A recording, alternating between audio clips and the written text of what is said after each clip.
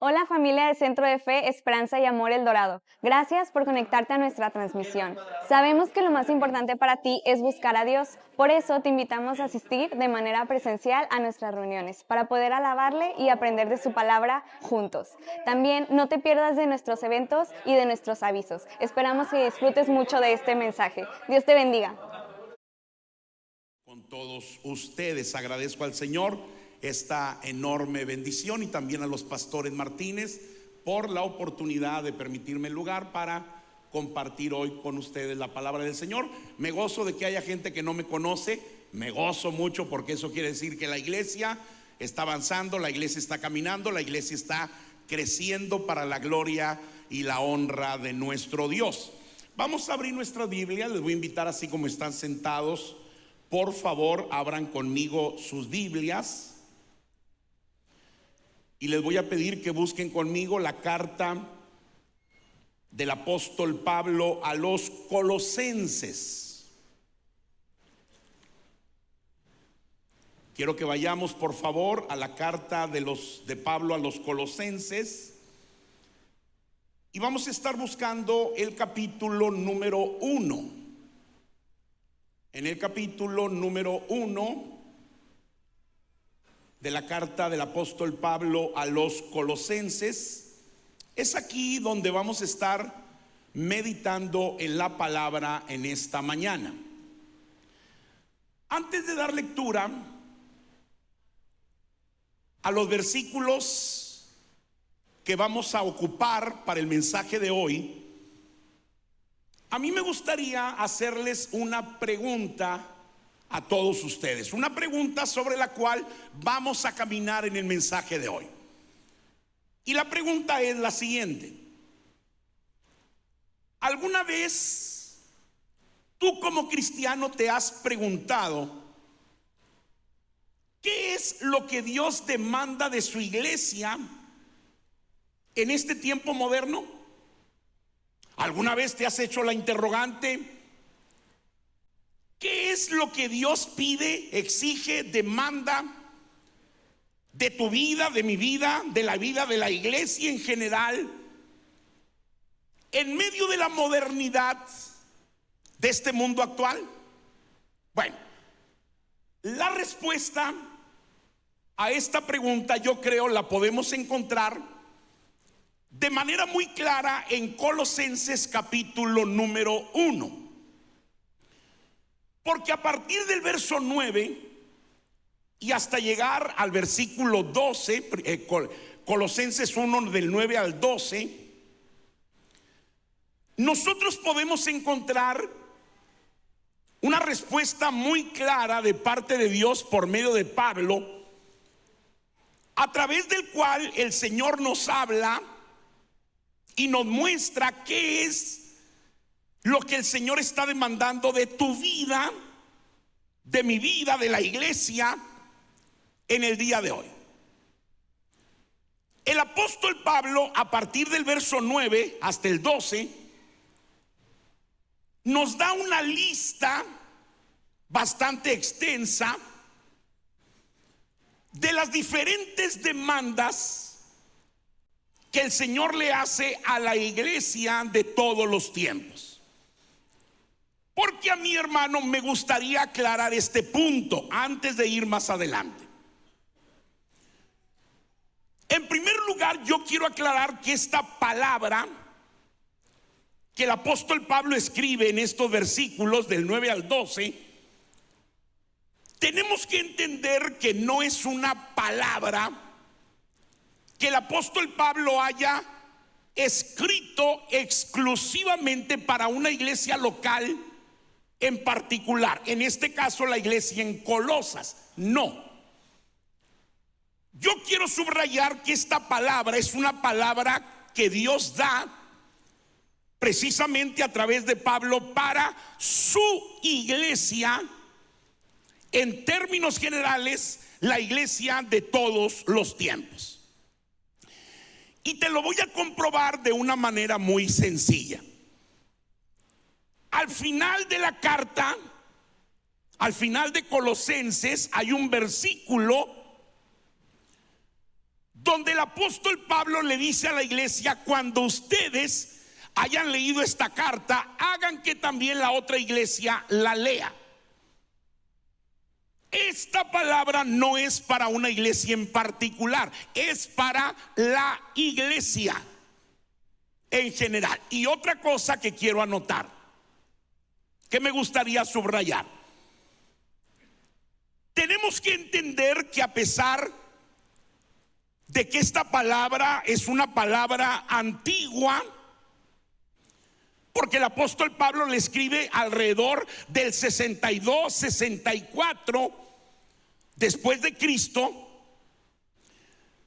yo quiero que sepan que esta palabra, a pesar de tener cientos y cientos y cientos de años, es una palabra actual. Es una palabra vigente, es una palabra moderna.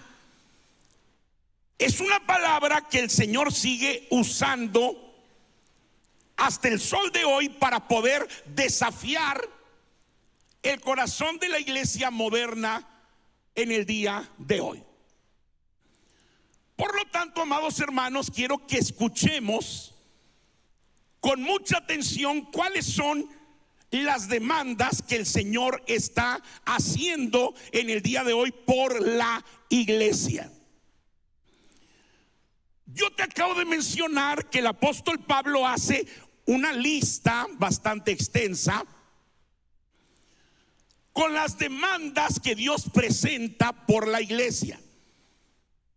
Yo quiero aclarar que no les voy a poder dar hoy toda la lista completa. Es una lista muy extensa.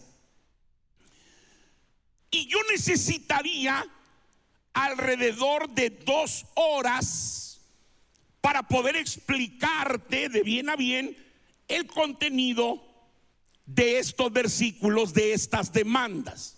Necesito aproximadamente como 2 horas.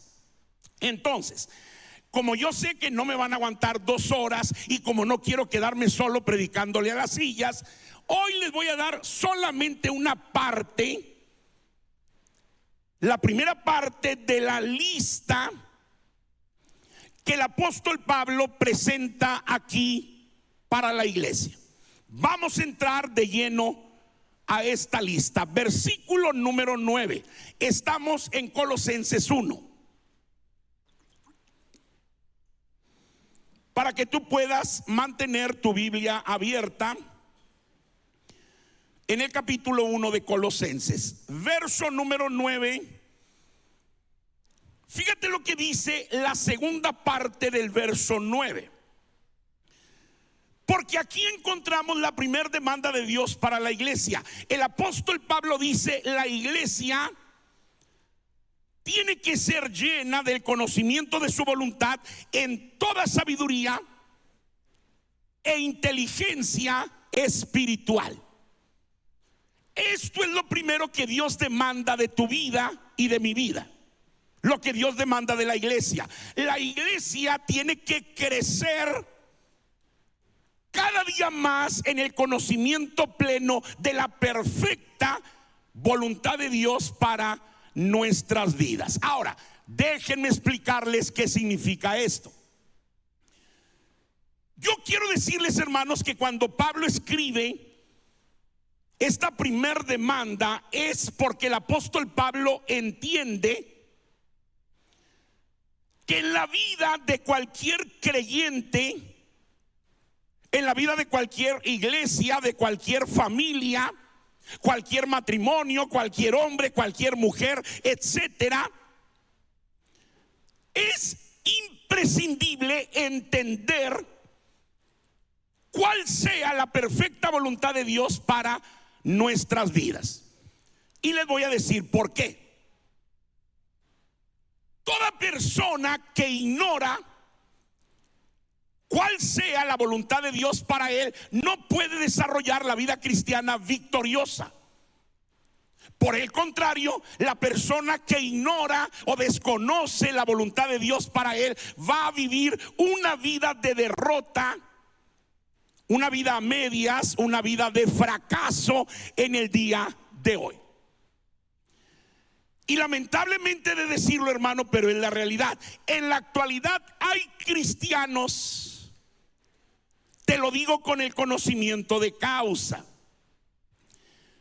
Hay cristianos que están haciendo muchas cosas, pero el problema es que no entienden si lo que están haciendo es de Dios o no es la voluntad de Dios. Hay cristianos que van, vienen, hacen, deshacen, pero no están seguros si están dentro de la perfecta voluntad de Dios. Por ejemplo, hay cristianos que cuando van a tomar una decisión, lo primero que dicen es, bueno, yo lo voy a hacer. Y si es la voluntad de Dios, que salga. Y si no es la voluntad de Dios, que salga como sea. Alá y se va, a la buena de Dios, al Tin Marín de Dopingüe. ¿Qué demuestra eso? Eso demuestra una falta del conocimiento de la voluntad de Dios. Cuando el creyente no vive lleno del conocimiento de la perfecta voluntad de Dios, va a vivir su vida en fracaso. Fíjate lo que dijo Pablo en Efesios 5:17. Déjame referir este versículo. Efesios capítulo 5, verso 17. El apóstol Pablo dice, por tanto, no seáis insensatos.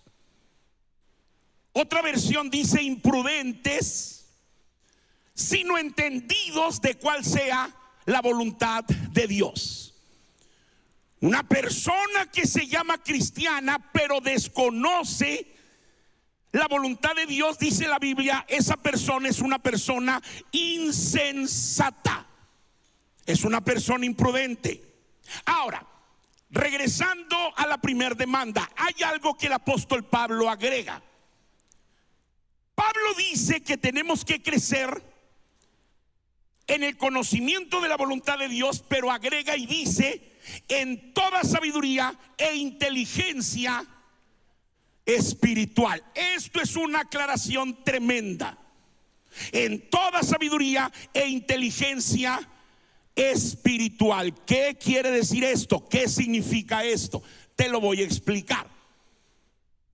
Una cosa es la sabiduría humana, la sabiduría terrenal. Otra cosa bastante diferente es la sabiduría que proviene mediante la revelación, la guianza y la dirección del Espíritu Santo de Dios. Esa es sabiduría espiritual.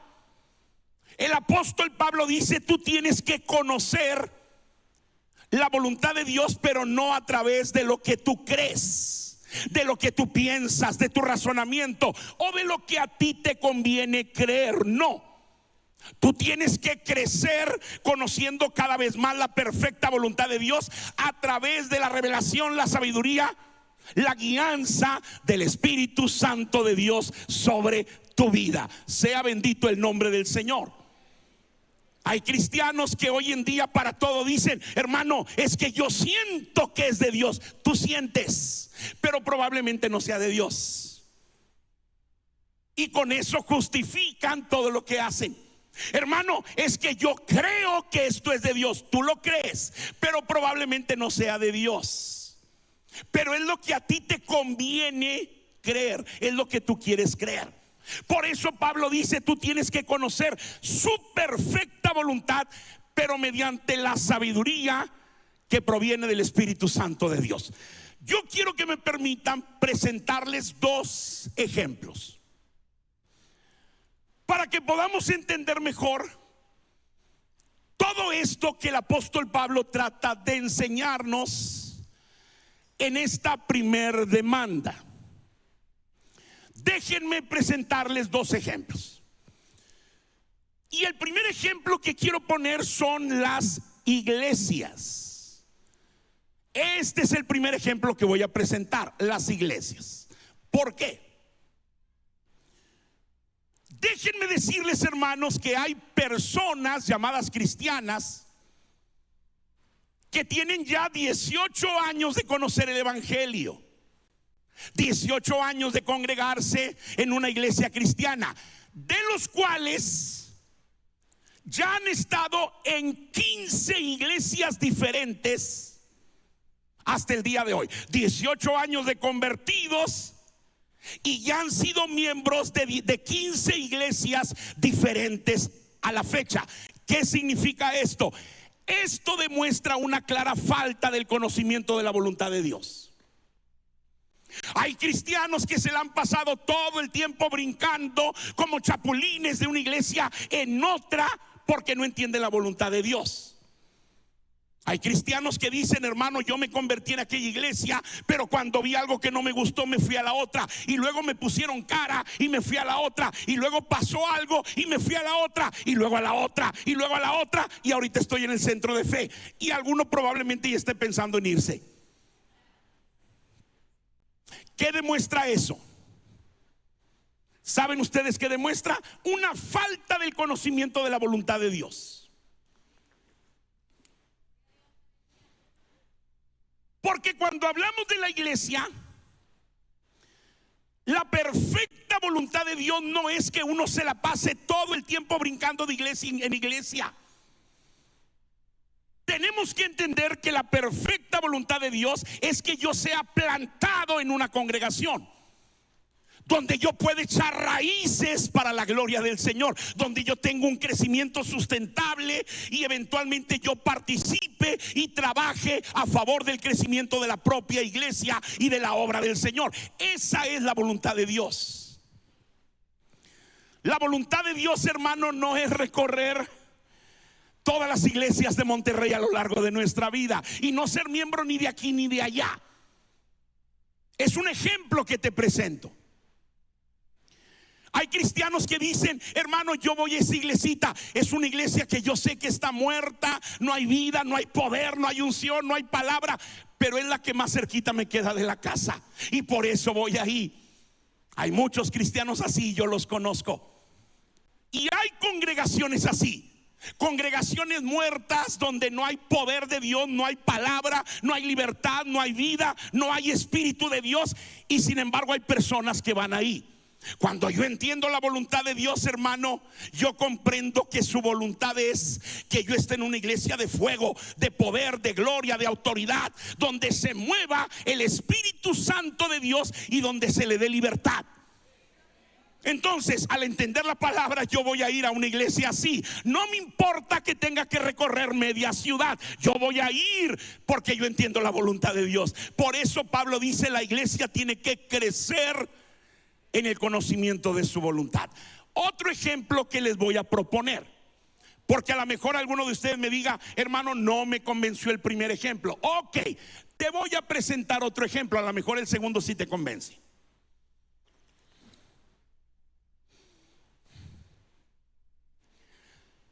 El segundo ejemplo que quiero poner delante de ustedes es el siguiente: el matrimonio. Quiero poner como ejemplo el matrimonio y les voy a decir por qué. No me lo van a negar. Creo que ustedes están conscientes de esto. En la actualidad hay parejas llamadas cristianas que se casan y al poco tiempo fracasan.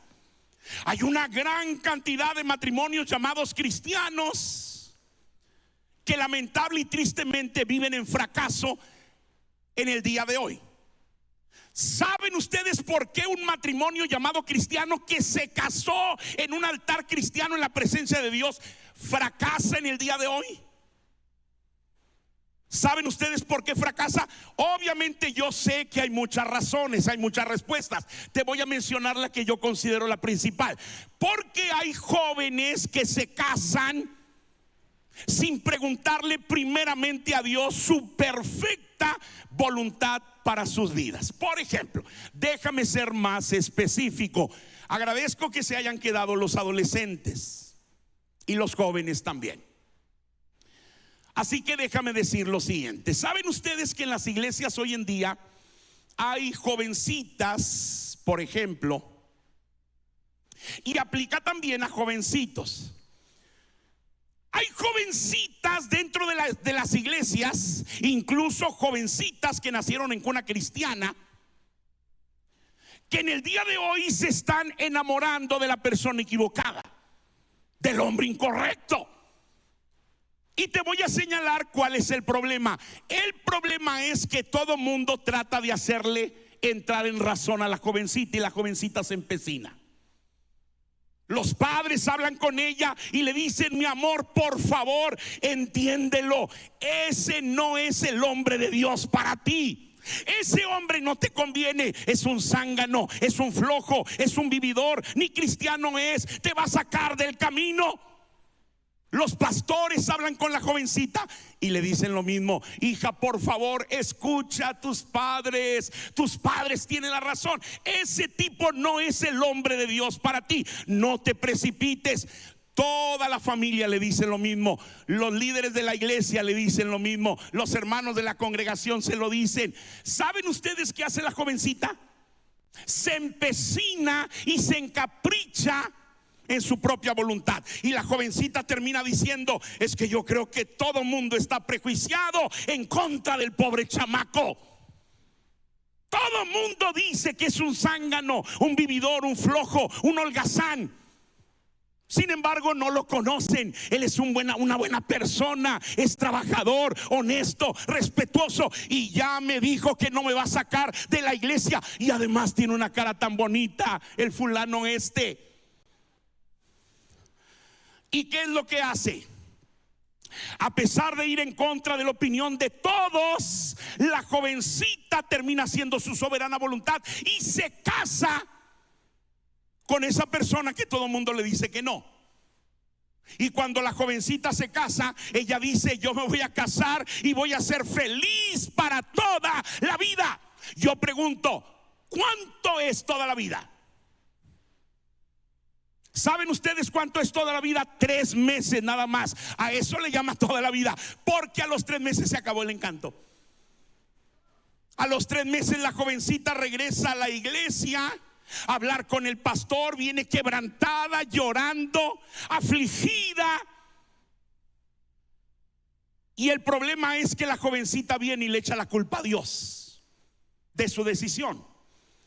Habla con el pastor y la jovencita le dice: pastor, pero ¿por qué Dios no me lo advirtió? Si Dios me lo hubiera advertido, no me caso con ese zángano. Yo pregunto: ¿cuándo se lo consultaste a Dios? Dios conoce absolutamente todo de todos. Dios conoce el pasado, el presente y hasta el futuro. Y si tú le preguntas si te conviene o no te conviene, el único que te lo puede revelar es Dios a través de su Espíritu Santo. Dios te habló a través del papá, de los padres, de los pastores, de los hermanos, de la familia, y tú te empecinaste en hacer tu soberana voluntad. El pastor le dice a la jovencita: no, hija, no, la culpa la tuviste tú por no oír, por no hacer caso. Y la jovencita dice: ah, no, pastor, la culpa la tuvo el diablo. Todo iba tan bien hasta que el diablo metió el trinche y todo se descompuso. Y ahora a los 3 meses ya se le abrieron los ojos y se dio cuenta que el tipo que tanto defendía en verdad es lo que tanto le dijeron que era: un zángano, un flojo, un vividor, no quiere trabajar, el refrigerador está vacío, la alacena está vacía, no hay dinero para comida, tú tienes hambre y no hay para comer. Muy sencillo: si no te da de comer, cómete la cara. Te gustó la cara, te enamoraste de la cara, te casaste con la cara, porque tú dijiste: es tan guapo el tipo este, cómete la cara. Entonces, y por eso, hermano, fracasamos en el matrimonio, porque no nos gusta hacer la voluntad de Dios. Por cierto, déjenme preguntarles algo a todos. ¿Saben ustedes por qué un cristiano generalmente no consulta con Dios su voluntad? ¿Sabes por qué muchos no le preguntan nunca a Dios cuál es su voluntad para su vida? ¿Alguien sabe por qué?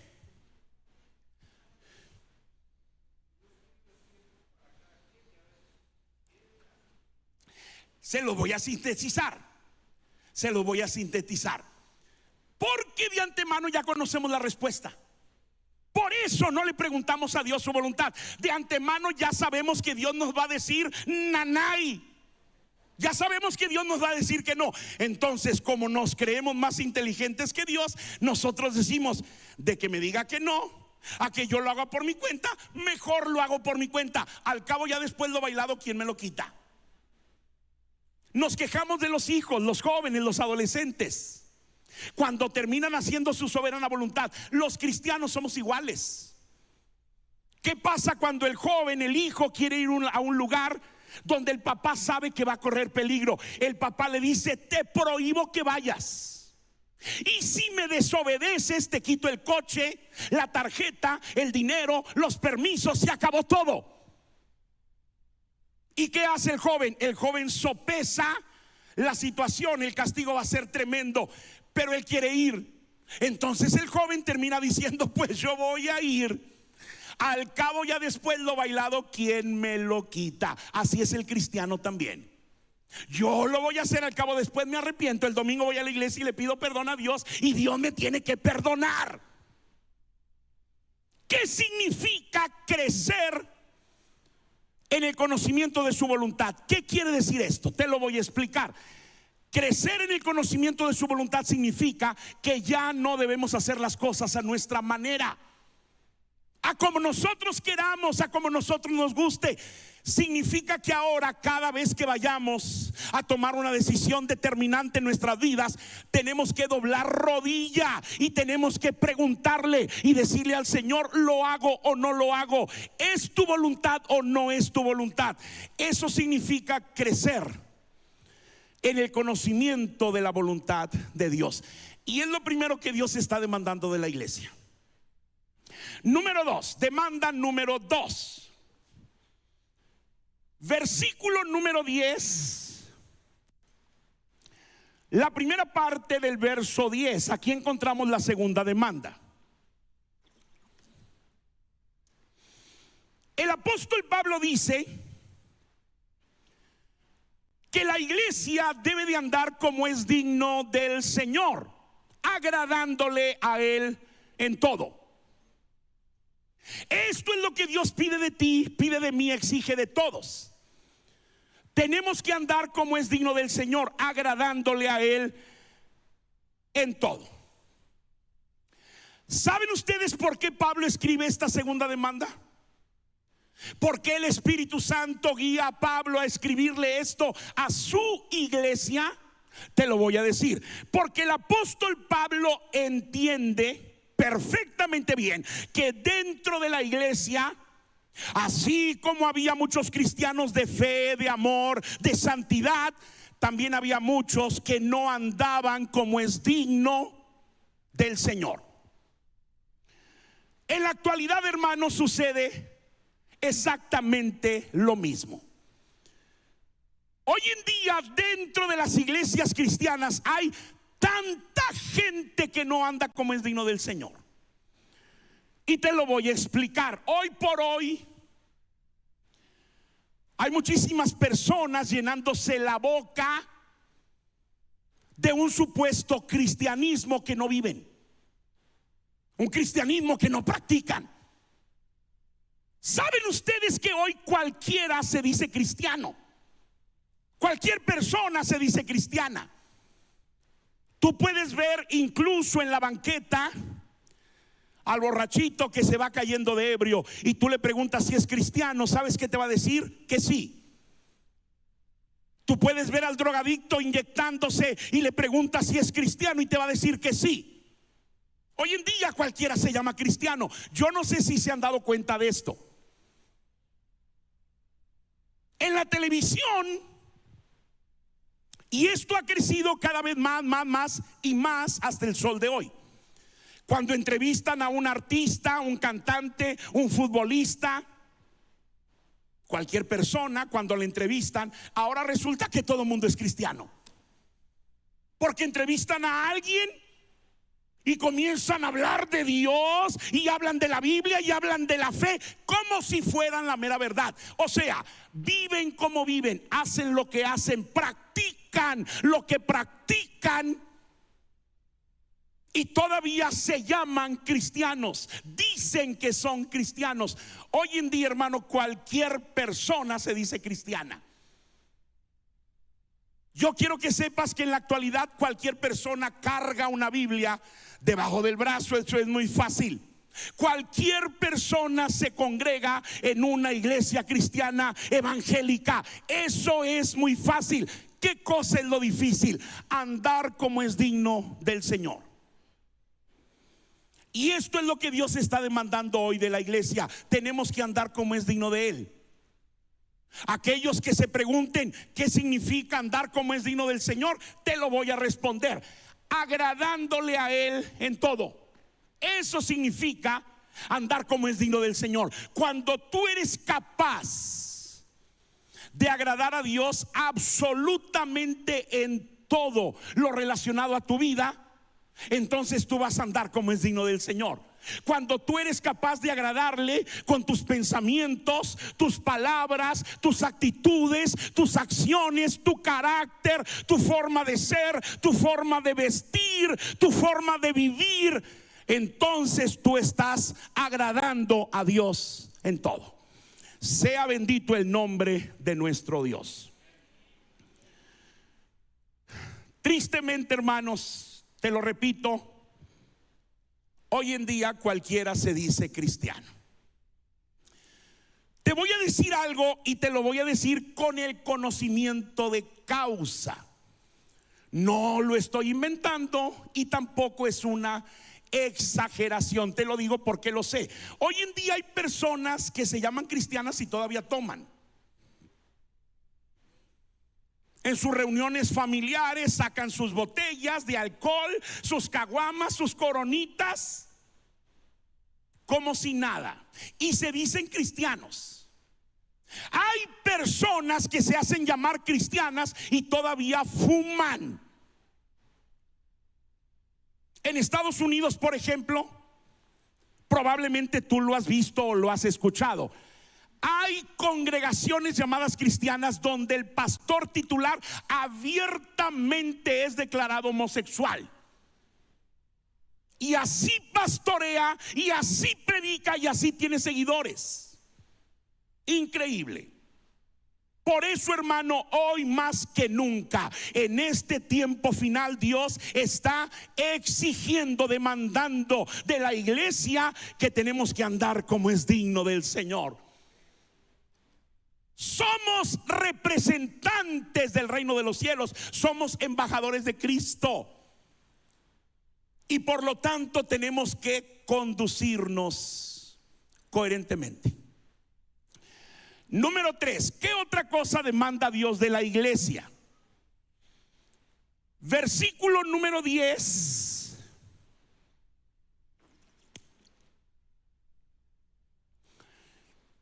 Versículo número 10, fíjate lo que dice la segunda parte del verso 10. El apóstol Pablo dice que la iglesia tiene que dar fruto para toda buena obra. Dando fruto para toda buena obra. El cristiano está llamado a fructificar, a dar fruto para la gloria del Señor. Vayan conmigo a Mateo capítulo 3, verso 10. Fíjate lo que dice aquí la palabra del Señor. Esta palabra la habló Juan el Bautista. Mateo capítulo 3, verso 10. La Biblia dice que el hacha está puesta a la raíz de todo árbol. Nótalo, nótalo. Todo árbol. No dice de unos cuantos, de este sí, de este no, no. El hacha está puesta a la raíz de todo árbol, buenos y malos. El hacha está lista para tumbar árboles. ¿Y qué es lo que dice a continuación? Todo árbol que no dé buen fruto es cortado y echado al fuego. O sea, nada más el buen árbol que da buen fruto la va a librar de no ser cortado por el hacha. ¿Qué es lo que dijo el Señor en el Sermón del Monte. Lucas capítulo 6, verso 43 y 44. Porque no es buen árbol aquel que da mal fruto, ni árbol malo el que da buen fruto, sino que cada árbol por su fruto se conoce. Bien lo dijo el Señor de manera muy clara: por sus frutos los conoceréis. ¿Y qué es lo que Pablo le está demandando a la iglesia en tercer lugar? Pablo demanda que la iglesia tiene que dar fruto. La iglesia está llamada, tú y yo estamos llamados a dar fruto que glorifique y exalte el nombre del Señor. Hoy en día, hermanos, quiero que sepan, los cristianos cometemos un grave error que te voy a mencionar. Los cristianos en la actualidad cometemos el error de tratar de medir o de evaluar la espiritualidad de la gente. ¿Qué tan espiritual es aquel? ¿Qué tan cristiano es el otro? ¿Qué tan cristiana es aquella? ¿Cuál es el nivel espiritual del otro? Es un problema de la iglesia moderna. Siempre tratamos de ver qué tan espiritual o qué tan cristiano es uno y el otro. El problema, te voy a decir cuál es: la medida que usamos para medir. Ese es el problema, la regla que usamos para medir. Y te voy a explicar por qué. Hoy en día hay cristianos que tratan de medir la espiritualidad de otros por lo que la gente brinca. Si nosotros de repente vemos a un predicador pentecostal de fuego, de unción, que corre por todo el altar y de repente pega un brinco hasta acá, decimos: wow, este predicador trae power. Pero ¿qué pasa cuando vemos a otro más pentecostal y pega un brinco más alto hasta acá? Decimos: no, hombre, este se lo llevó de calle al otro, este trae más poder. Hoy en día tratamos de medir la espiritualidad de la gente por lo que la gente grita. Cuando en el culto, al momento de la alabanza y la adoración, hay alguna persona que le gusta gritar: aleluya, amén, gloria a Dios, y se la pasa gritando todo el devocional, nosotros decimos: es que trae poder, es que trae unción. Te voy a decir la verdad. ¿Qué es lo que enseña la Biblia? La espiritualidad de la gente, escúchame, no se mide por lo que la gente brinca, ni tampoco por lo que la gente grita, ni tampoco por lo que la gente corre. Nada más hay una sola manera en la cual podemos medir la espiritualidad de la gente. ¿Cuál es? Solamente hay una forma. ¿Cuál es?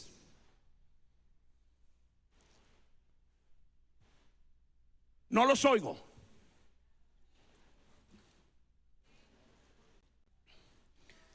El fruto. No hay más.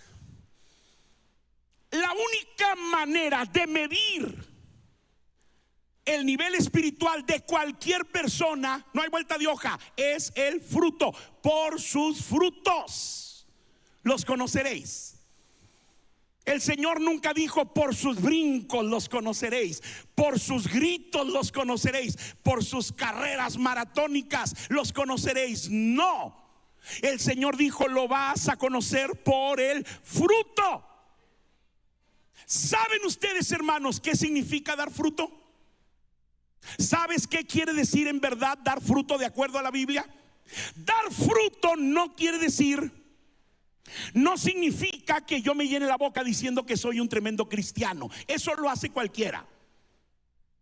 Dar fruto significa que la gente que me ve, que me oye, que me conoce, que vive conmigo, que me rodea todos los días, me señale y diga: en verdad él es un hijo de Dios. Eso significa dar fruto. Hay cristianos que se llenan la boca presumiendo un tremendo cristianismo que no practican. Y en la casa, en la calle, en la escuela, en el trabajo, toda la gente menea la cabeza y termina diciendo: ¿y eso que es cristiano? ¿Y eso que va a la iglesia? Dar fruto no lo tengo que decir yo. Dar fruto lo tiene que decir la persona que está a mi lado, que me ve, que me trata en el día a día, que me conoce perfectamente bien. Por ejemplo, ¿de qué le sirve a un hombre decir que él es cristiano, a una mujer decir que ella es cristiana, a un hijo decir que él es cristiano, si en su casa su familia no puede decir lo mismo? ¿Y saben por qué no dicen lo mismo? Porque muchos están viviendo solamente un cristianismo de templo. ¿Qué significa cristianismo de templo? ¿Sabes qué significa? Que tú eres cristiano nada más en el templo. Fuera del templo ya no eres cristiano. Es otro rollo. Fuera del templo, en el trabajo, en la escuela, en la casa, en la calle, ya es otra cosa, punto y aparte. Tú eres cristiano nada más en la iglesia. Cristianismo de templo. Yo tengo muchísimos años de conocerles.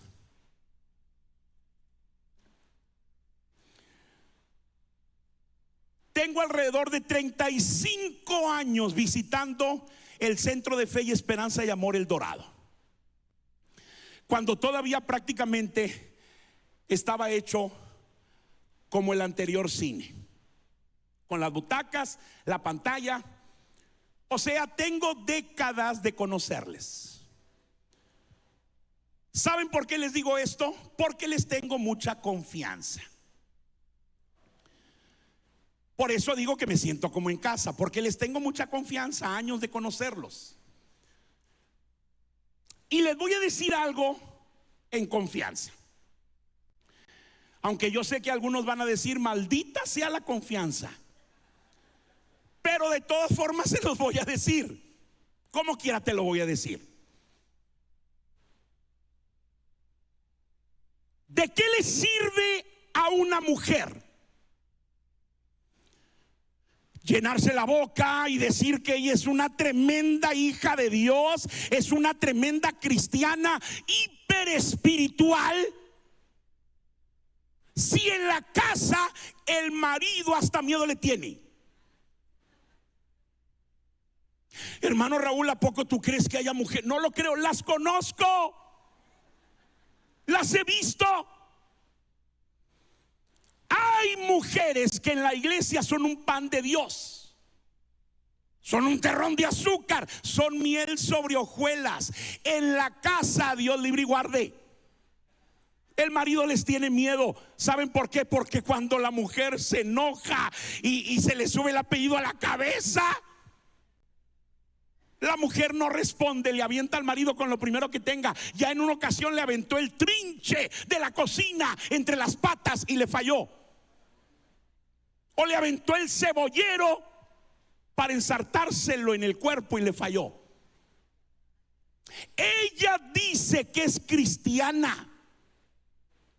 El marido no comparte su opinión. El marido no dice lo mismo. Yo quiero decirles que hay mujeres, hay maridos que cuando la mujer se enoja, ¿saben ustedes lo que hacen? Ellos prefieren irse al Paseo Santa Lucía a caminar un par de horas hasta que se le baje el genio a la señora, porque la conocen. Ella dice que es cristiana. El marido dice: de cristiana no tiene ni un cabello. Y lo peor es cuando el marido es inconverso. La mujer se dice cristiana, el marido inconverso, y de repente el marido la acompaña a la iglesia para tenerla quieta. La acompaña a la iglesia, y desde que entran por la puerta, las hermanas de la femenil abrazan a la hermana y le dicen: hermanita, gloria a Dios. Voltean con el marido y le dice: varón, se sacó la lotería con su esposita. Es un pan de Dios, es un ángel.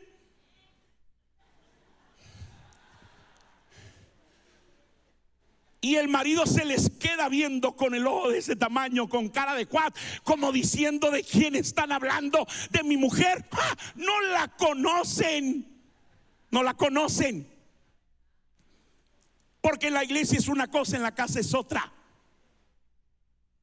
El que tú seas cristiana, hermana, no lo tiene que decir tu pastor o tu pastora o la líder de la femenil, lo tiene que decir tu marido. ¿Por qué? Porque tu marido es el que mejor te conoce, ha vivido contigo por años, duerme contigo, vive contigo, desayuna, come, cena contigo. Él es el que mejor te conoce si en verdad eres o no eres cristiana. Eso significa dar fruto. Que tu marido diga: en verdad me casé con una cristiana, en verdad mi mujer es una mujer de Dios. Ahora, quiero que me permitan voltear la tortilla, porque yo vi a los hombres jijiji, jajaja.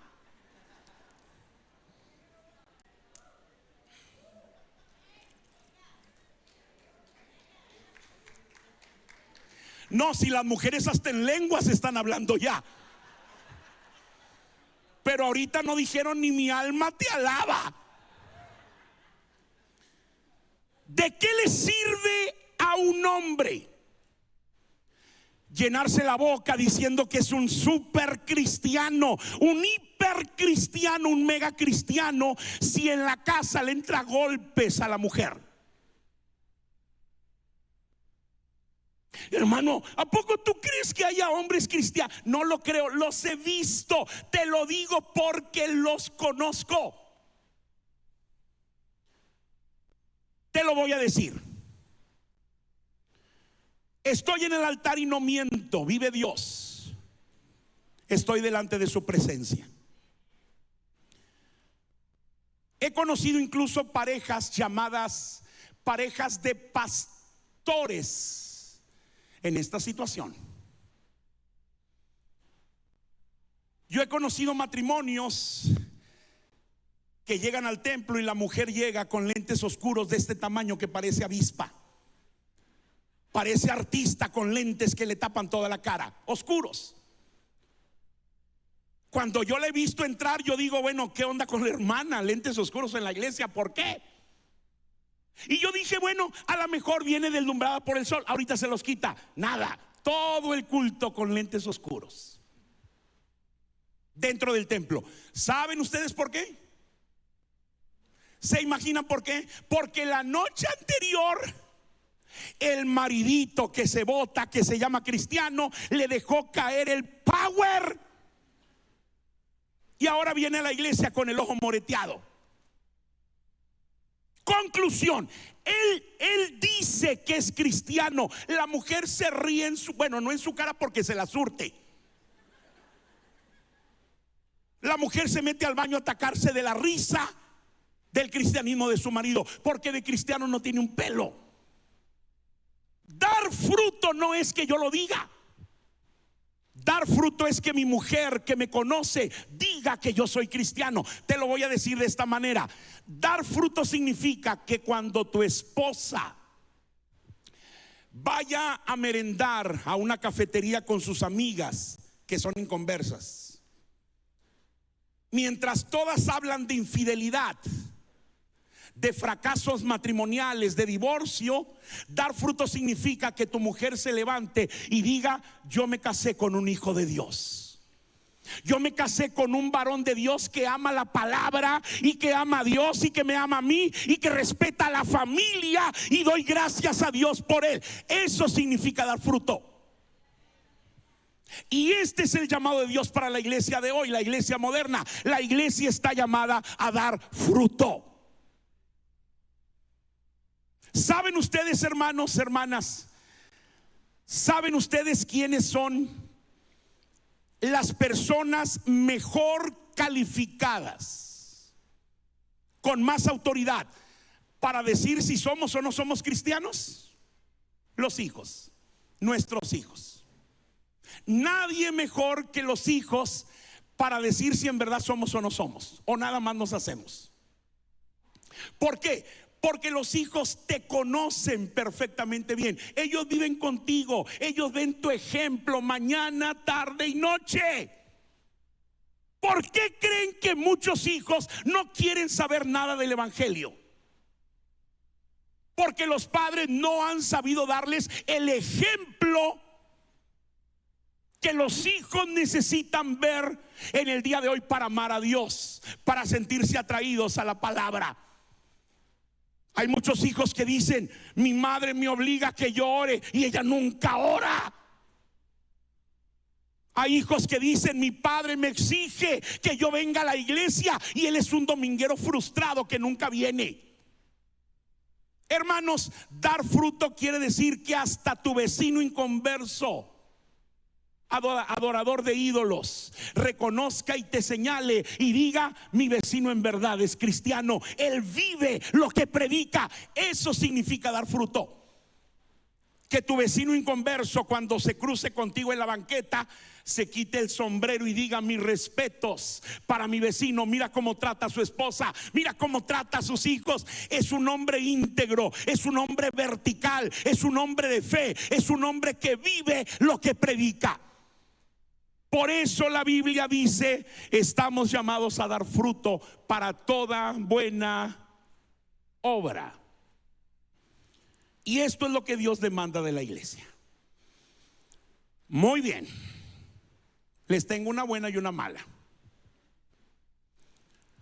Les tengo una buena y una mala. Ya llevamos 55 minutos de mensaje y apenas voy a la mitad del mensaje. La mala es que ya me cansé. La mala es que ya me cansé y todavía nos falta la mitad de la lista, más de la mitad de la lista. O sea, necesitamos casi una hora más para concluir. Entonces, salomónicamente le vamos a parar aquí, porque como dije al principio, no quiero quedarme predicando yo solo a las sillas.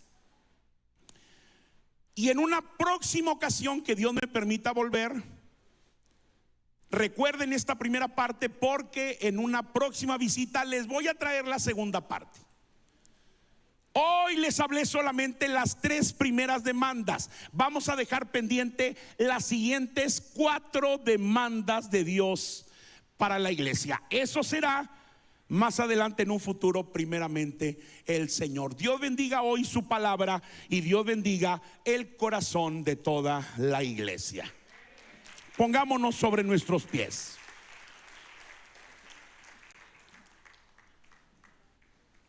Ponte de pie, por favor. Vamos a orar. Quiero pedirte, hermano y hermana, cierra tus ojos. Abre tu corazón delante del Señor. Y quiero que permitas que sea el Espíritu Santo usando esta palabra, confirmando esta palabra sobre tu vida y sobre tu corazón.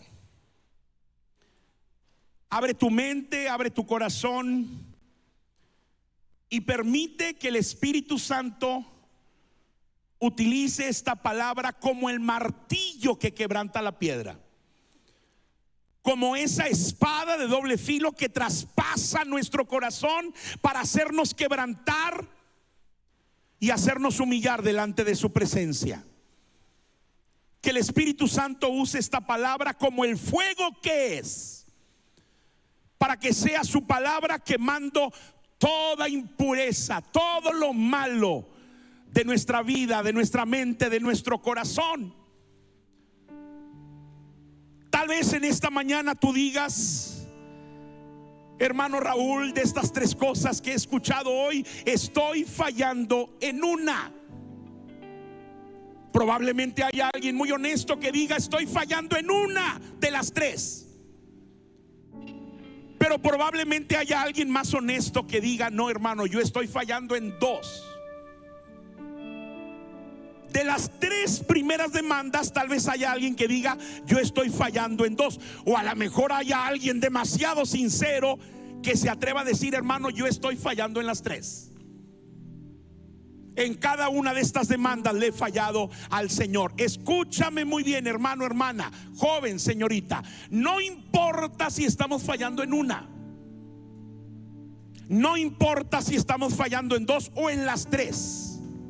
Te voy a decir qué es lo que verdaderamente importa. Lo más importante es que hoy volvamos el corazón al Señor y que con un espíritu sincero de arrepentimiento le digamos hoy al Señor: perdóname. Reconozcamos ante el Señor y le digamos: Señor, perdóname porque no he hecho tu voluntad.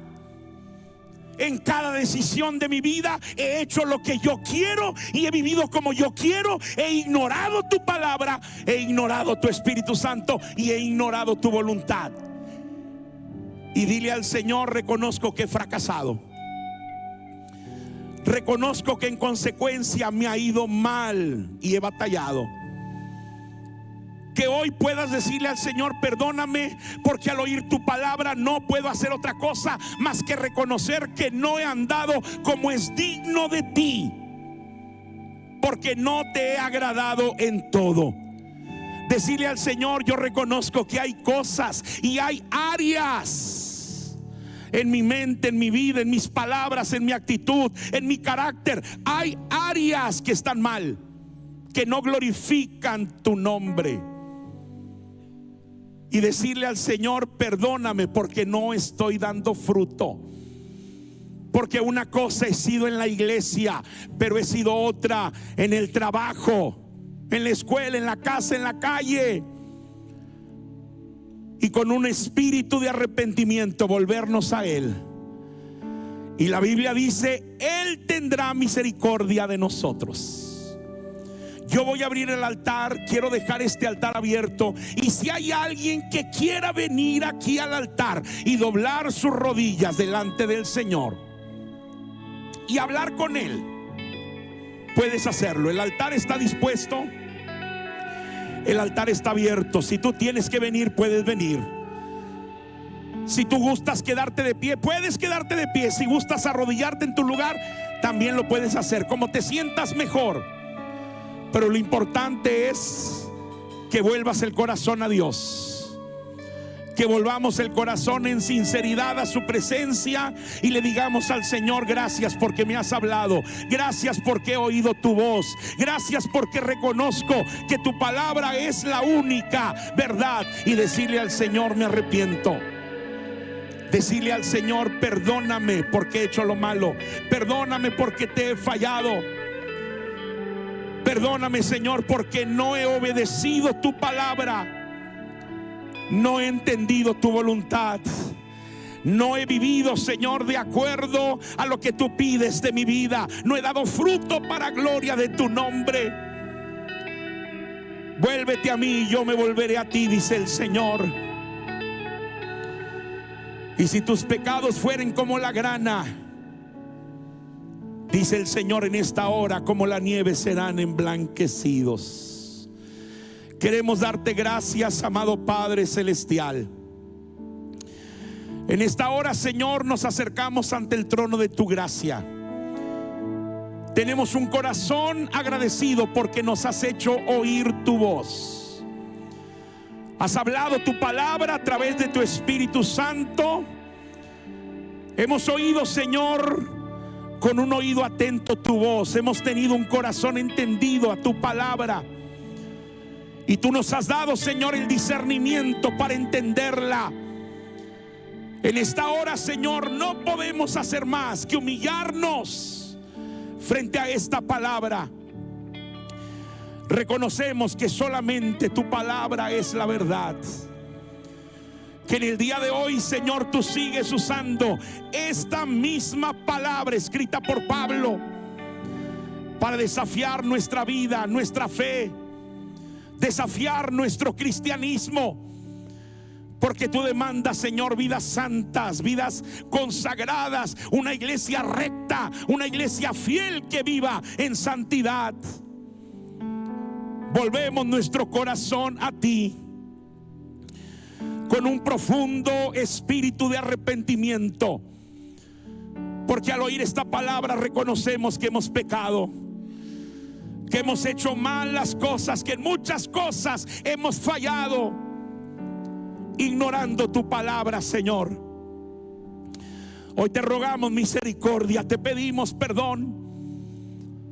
Queremos rogarte, Señor, que tú muestres tu perfecta voluntad a nuestras vidas, que ya no hagamos las cosas según nuestra voluntad, Señor. Que podamos tener una vida sometida a tu perfecta voluntad, a la voluntad de tu palabra, y caminar, Señor, en congruencia a lo que predicamos, a lo que decimos ser. Ayúdanos, Señor, a agradarte a ti en todo, donde quiera que vayamos, donde quiera que estemos. No nada más en la iglesia, no nada más en el templo, en la casa, en la calle, en el trabajo, en la escuela. Que podamos agradarte a ti todo el tiempo, Señor, honrarte, dar fruto para gloria de tu nombre. Que no lo digamos nosotros, Señor, que sea la gente a nuestro alrededor la que pueda señalarnos y pueda decir que en verdad somos tus hijos, que en verdad somos cristianos, que en verdad somos tus siervos, y poder dar fruto que glorifique tu nombre, Señor. Yo te ruego que tú tomes esta palabra, que tú uses esta palabra, y que sea tu Espíritu Santo engendrando esta palabra en lo más profundo de nuestro ser, de nuestro corazón. Que no seamos solo oidores, Señor. Ayúdanos, enséñanos a ser hacedores y vivir tu palabra, practicándola día tras día. Que sea tu Espíritu Santo, Señor, incluso al salir de este lugar, en el día a día. Que sea tu Espíritu Santo usando esta palabra para quebrantar, para redarguir, para hacernos volver a ti, Señor, en espíritu y en verdad.